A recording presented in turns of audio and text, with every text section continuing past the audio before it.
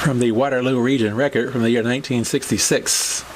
This is from a Canadian newspaper under a periodic column called Sport Rays with Ray Alviano, the sports writer.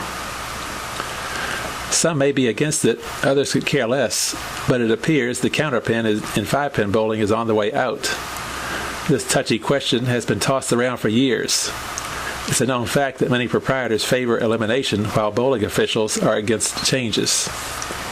Most recent discussion on the question was last week during the joint convention of the Bowling Proprietors Association of Ontario and the Canadian Bowling Proprietors Association. No definite action was taken, but several proprietors will give it a dry run and report back to next year's meeting. One of the most avid movers to have the counter eliminated is John Martin of Toronto, newly elected president of the CBPA. The operator of O'Connor Bowl has convinced most of his leagues to eliminate the counterpin rule next season. Martin claims there are far too many dropouts in the game. I'm interested in people having more fun and better scores.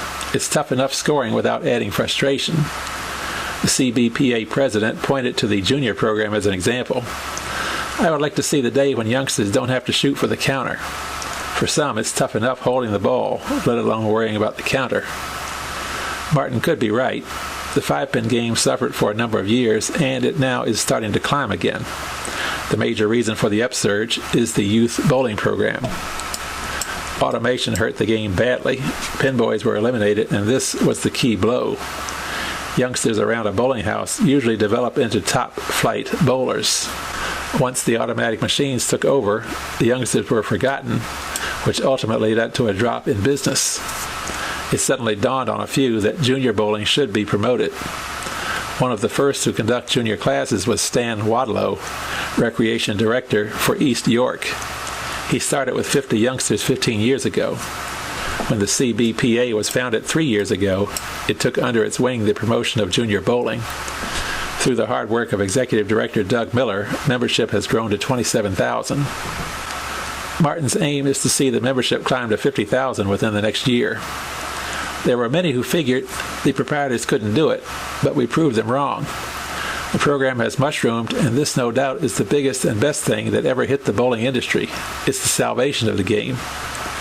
The question of how many will stay with the game remains to be seen. Martin's belief that elimination of the counter will help deserves consideration. He makes an interesting point in claiming that no group or body has figures to back the pros and cons of the counter. The Canadian Bowling Congress, the voice of the bowlers, has talked about eliminating the counter many times.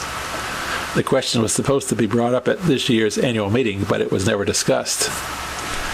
It was my hope that they, the Bowling Congress, would have taken some action this year, said Martin. But by having some of the proprietors trying it out, we will have some facts to present to the Congress next year. A questionnaire was circulated among Twin City bowlers 2 years ago. Of 4,534 who answered it, 3,251 favored no change. The others either wanted the counter eliminated or switched to the head pin. It's doubtful if the voting would change much if another were held now. Martin's fight to eliminate the counter will be a long one. He is a determined man and won't rest until he has won his point. He respects the top-flight bowlers, but points out that they're not too concerned about the counter. They get it most of the time. Martin feels it will take at least 2 years before it is eliminated.